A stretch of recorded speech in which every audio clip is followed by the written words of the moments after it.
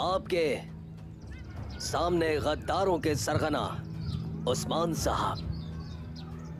उस्मान साहब, क्या हमें धोखा इसलिए दिया क्योंकि हमने आपको सिपाही नहीं भेजे? आपने भी क्या किया सुल्तान हजरत?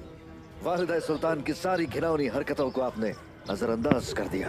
कई मासूमों का कत्ल किया, मेरे बेटे को जहर दिया, मेरी सरजमीनों पर बीमारियां फैलाई, मेरी ख्वातीन को कैद किया, इस्लाम से गद्दारी की और तुर्कों को धोखा दिया।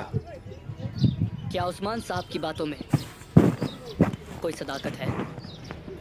आप इन तख्त की ख्वाहिश करने वालों की बातों पर कान हरगिज न धरिएगा सुल्तान हजरत। ये झूठ कहते हैं, गद्दारों को आज मरना होगा।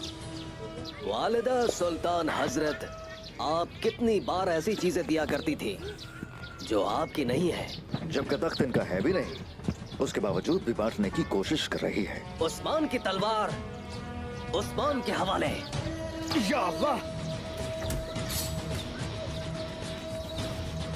अब से ये तख्त सुल्तान मसूद का होगा। ये तख्त हवाले कर दो मेरे। हम खून बहाए बगैर हथियार नहीं डालेंगे मसूद। भाईंदर, तुमने तो सबसे बड़ी गद्दारी की है। तुम्हारी मौत आसान नहीं होगी। Subscribe please. सुल्तान अलाउद्दीन मेरी हिमायत करता है, इसलिए तुम उसे मौसूल करना चाहते हो। तुम्हारा मेरे खिलाफ खड़े होना साबित करता है कि मैं हक पर हूँ। हक की राह में तुम्हें मौत तक पहुंचा दूंगा।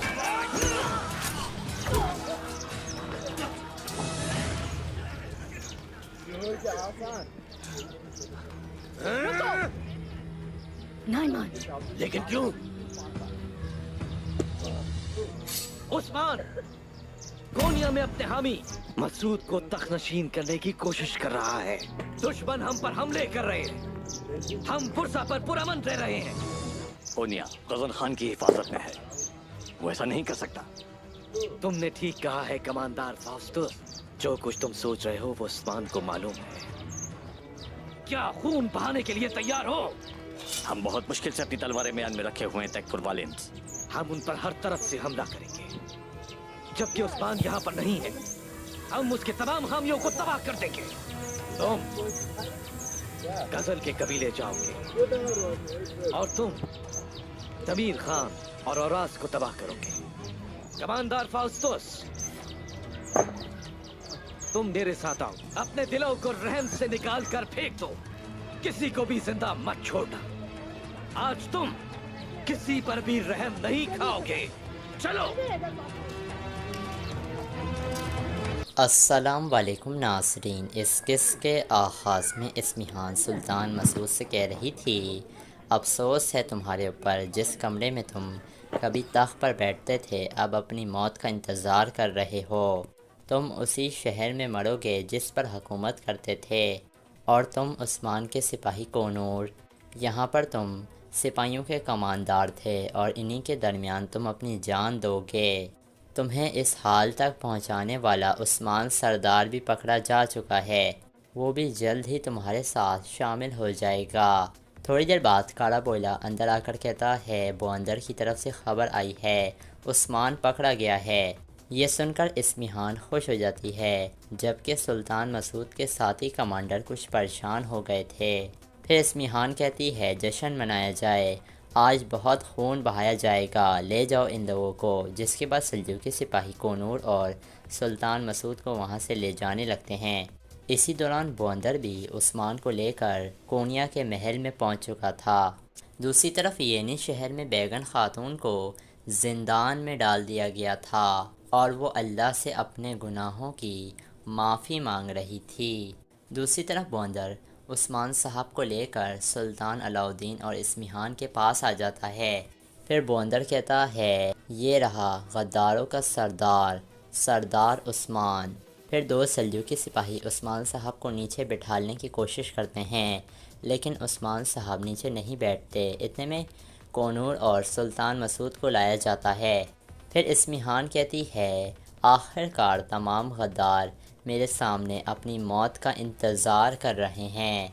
फिर सुल्तान अलाउद्दीन कहता है, उस्मान साहब, क्या आपने ये गद्दारी इस वजह से की कि मैंने आपको سپاہی نہیں دیے تھے۔ یہ سن کر عثمان صاحب مسکرانے لگتے ہیں اور کہتے ہیں اس سب کی صرف ایک وجہ ہے، آپ نے زندہ رہنے کے لیے دشمنوں کے ساتھ اتحاد کیا، لیکن وہ ایسا دشمن ہے جس نے ہمارے بہت سے بہادروں کا خون بہایا اور کئی بے گناہ لوگوں کو مارا۔ آپ نے والدہ سلطانہ کے بہت سارے ناجائز کام کو نظر انداز کیا ہے، انہوں نے بہت سارے بے گناہ لوگوں کو قتل کیا، میری زمین میں بیماریاں پھیلائیں اور میرے بیٹے اورحان کو زہر دیا، میری خاتون کو قید کر دیا اور ترکوں اور اسلام سے غداری کی، لیکن اب آپ سب اس کی قیمت چکائیں گے۔ یہ سن کر اسمہان مسکرانے لگتی ہے۔ سلطان علاء الدین کہتا ہے کیا عثمان صاحب نے جو الزامات لگائے ہیں ان میں کوئی سچائی ہے؟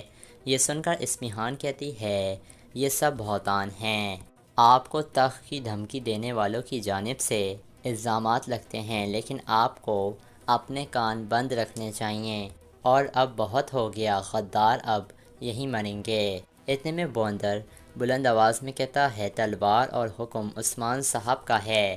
یہ سن کر اسمہان حیران پریشان ہو جاتی ہے اور پھر عثمان صاحب اور ان کے ساتھی بھی حملہ کر دیتے ہیں۔ کچھ ہی دیر میں بہت سارے سلجوکیوں کو قابو کر لیا جاتا ہے۔ پھر عثمان صاحب کہتے ہیں اب تخت سلطان مسعود کا ہے۔ یہ کہہ کر عثمان سلطان مسعود کو آزاد کروا دیتا ہے اور کچھ سلجوکی سپاہی ان کے سامنے کھڑے ہو جاتے ہیں۔ پھر سلطان مسعود کہتا ہے علاء الدین خون بہائے بغیر تخت مجھے سونپ دو۔ اسمہان کہتی ہے ہم خون بہائے بغیر ہتھیار نہیں ڈالیں گے سلطان مسعود، آج تم سب مارے جاؤ گے، لیکن تم نے سب سے بڑی غداری کی ہے بوندر، تمہاری موت آسان نہیں ہوگی، یقیناً اتنی بڑی غداری کا پہلے سے اندازہ نہ لگانا حماقت ہوتی۔ اتنے میں دروازہ کھلتا ہے اور نعمان بہت سارے منگول نوکروں کے ساتھ اندر داخل ہو جاتا ہے۔ نعمان کو دیکھ کر عثمان حیران پریشان ہو جاتا ہے۔ پھر نعمان کہتا ہے تم سلطان علاء الدین کو اس لیے ہٹانا چاہتے ہو کیونکہ یہ میری طرف ہے۔ عثمان صاحب کہتے ہیں تمہارا یہاں آنا اس بات کی گواہی دیتا ہے کہ میں حق کے راستے پر ہوں۔ نعمان کہتا ہے یہ حق کا راستہ تمہیں موت تک لے جائے گا۔ یہ کہہ کر نعمان اور اس کے سپاہی عثمان صاحب اور ان کے ساتھیوں پر حملہ کر دیتے ہیں۔ عثمان صاحب اور ان کے سپاہی بڑی بہادری سے لڑتے ہیں اور عثمان صاحب اسمہان کو زخمی کر دیتے ہیں۔ پھر اسمہان بہت غصے میں نیزہ اٹھا کر عثمان کی طرف بڑھنے لگتی ہے تو اتنے میں وہاں پر بوندر آ جاتا ہے اور عثمان نعمان کے ساتھ لڑ رہا تھا۔ عثمان صاحب کے سپاہی بہادری سے لڑ کر کافی سلجوکی سپاہیوں کو نیچے گرا دیتے ہیں، لیکن ان کے مخالف سپاہیوں کی تعداد کافی زیادہ تھی، اس لیے کچھ دیر بعد عثمان صاحب کے ساتھی قابو میں آنے لگتے ہیں اور عثمان صاحب کے اوپر بھی رسی باندھ کر انہیں قابو کر لیا جاتا ہے۔ اتنے میں نعمان عثمان صاحب کو مارنے کے لیے اپنی تلوار ہوا میں بلند کرتا ہے تو اسمہان کہتی ہے رک جاؤ۔ یہ سن کر سب لوگ اسمہان کی طرف دیکھنے لگتے ہیں۔ اس کے بعد بورسا کے محل کا منظر سامنے آتا ہے۔ گورنر والیس بہت غصے میں کہہ رہا تھا بورسا والو جب تم لوگ یہاں پر سکون سے بیٹھے ہوئے ہو تب ہمارے دشمن حملے کر رہے ہیں۔ آخر کار عثمان کونیا میں جا کر سلطان مسعود کو تخت پر بٹھانے کے لیے لڑ رہا ہے۔ اتنے میں ایک کمانڈر کہتا ہے کونیا پر غزال خان کی حکومت ہے، عثمان ایسا نہیں کر سکتا ہے۔ کمانڈر کی بات سن کر ویلس کہتا ہے تم بالکل ٹھیک کہہ رہے ہو، لیکن سب سے بڑی غلطی دشمن کو چھوٹا سمجھنا ہے، تم وہی سوچ رہے ہو جو عثمان سوچتا ہے۔ تبریز کا ایک قافلہ اس وقت کونیا میں ہے۔ پھر وانس سا غصے میں کہتا ہے اب مجھے جواب دو، کیا تم لوگ سب خون بہانے کے لیے تیار ہو؟ یہ سن کر کمانڈر کہتے ہیں ہماری تلواریں خون بہانے کے لیے تیار ہیں۔ پھر وانس کہتا ہے آج ہم چاروں طرف سے حملہ آور ہوں گے، جب کہ عثمان اپنے علاقے میں نہیں ہے تو ہم اس کے ساتھیوں کو تباہ کر دیں گے۔ یہ سن کر ایک کمانڈر کہتا ہے ہم کن کو جہنم بھیجنے جا رہے ہیں؟ گورنر وانس کہتا ہے قبیلے میں لوگ جو رہتے ہیں ان کو۔ یہ سن کر کمانڈر مسکرانے لگتے ہیں۔ پھر گورنر وانس کہتا ہے تم لوگ کزر قبیلے کی طرف جاؤ گے۔ اس طرح گورنر وانس سارے کمانڈروں کو ایک ایک قبیلہ بتا دیتا ہے کہ تم لوگوں نے اس قبیلے پر حملہ کرنا ہے۔ پھر وہ اپنے خاص کمانڈر سے کہتا ہے تم میرے ساتھ آؤ گے۔ ہم عثمان کے سب سے قریبی اتحادی کو ایک ساتھ تباہ کریں گے۔ آج سے اپنے دل سے رحم نکال دو۔ ان کی خواتین بھی جنگجو ہیں اور ان کے بچے جب بڑے ہو جاتے ہیں تو وہ انتقام حاصل کرنا چاہتے ہیں، اس لیے کوئی رحم نہیں، کسی کو بھی زندہ مت رہنے دینا، کسی کو قیدی نہیں بنایا جائے گا، اب جاؤ۔ یہ سن کر سارے کماندار روانہ ہو جاتے ہیں اور یہاں اس قصے کا اختتام ہو جاتا ہے۔ دوسری طرف عثمان صاحب کو ڈھونڈنے کے لیے کائی قبیلے سے ایک قافلہ روانہ ہو گیا تھا، جس کے اندر دھندار کا بیٹا بطول موجود تھا، اور ایک طرف سے سمسا سردار بھی اپنا قافلہ لے کر روانہ ہو گیا تھا۔ اتنے میں وہ دونوں آمنے سامنے آ جاتے ہیں تو سمسا سردار رک جاتا ہے اور دھندار کا بیٹا بطول بھی رک جاتا ہے۔